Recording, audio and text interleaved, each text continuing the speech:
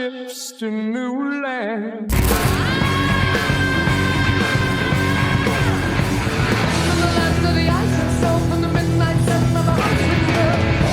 At a time when rock was consolidating itself as the greatest musical force in the world, few bands managed to leave a mark as deep as Led Zeppelin. Even among the giants of music, there was something special about this British band: the ability to turn simple compositions into true anthems.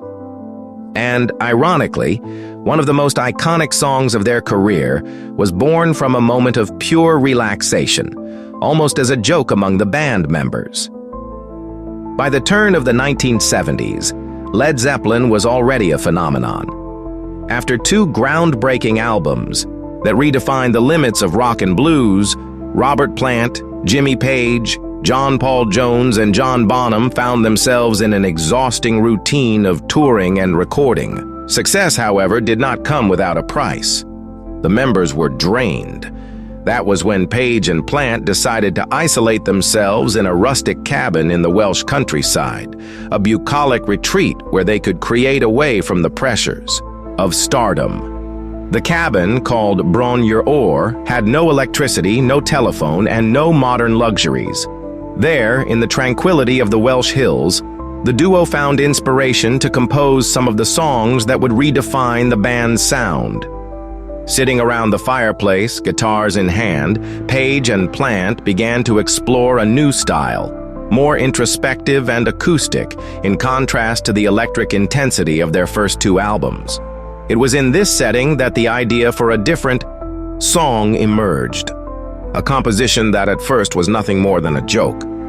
Inspired by their recent trip to Iceland, where they performed at a cultural event and felt the electrifying energy of the local crowd, Plant began improvising lyrics based on Norse mythology. The concept was simple: a Viking march, evoking images of conquest and exploration. Fascinated by ancient tales and Scandinavian legends, the vocalist started chanting verses about warriors sailing toward the unknown, guided by the hammer of the gods. The melody came spontaneously, carried by a hypnotic guitar riff from Page.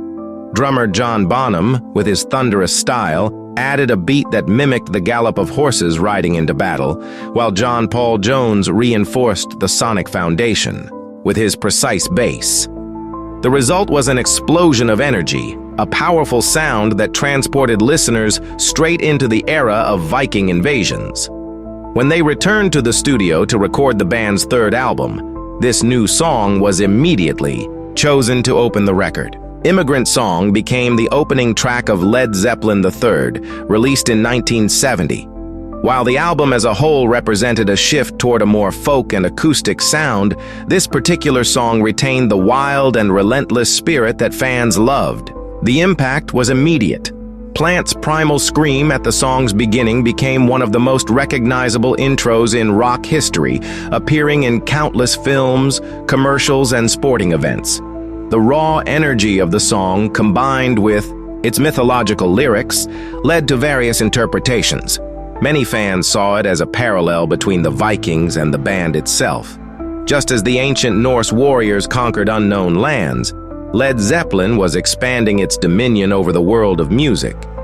Curiously, despite its epic tone, the song was written with a touch of humor.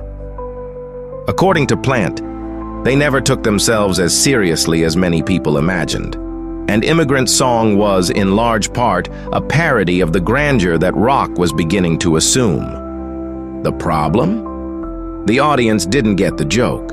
What was meant to be lighthearted fun turned into a battle hymn for fans, solidifying Zeppelin as the true gods of rock. The tour that followed the album's release only reinforced this status. Led Zeppelin was a phenomenon on stage, and whenever they performed Immigrant Song live, the response was immediate. In 1970, at the Bath Festival in England, the band took the stage at sunset, exactly as their manager had planned. The effect was cinematic. When the first notes of the song rang out, the crowd of nearly 200,000 people went wild. Critics may have taken time to recognize the band's genius, but fans never had any doubts. Immigrant Song became one of the few official singles released by the group and achieved great success on the charts in multiple countries. Over time, the song found new life, appearing in movies like Thor, Ragnarok, where its mythological theme was used to perfection. Many years later, Robert Plant still laughs at how this song took on such gigantic proportions. In interviews, he recalls how it all started as an unpretentious joke, a spontaneous moment of creativity. But that was Zeppelin's magic, the ability to turn even a joke into something eternal. Led Zeppelin was always a band that defied conventions and surprised their audience. Immigrant Song is just one of the many examples of how their music transcended time, marking generations and inspiring new artists. And perhaps that is the band's greatest legacy, the ability to transform any creative moment into something immortal.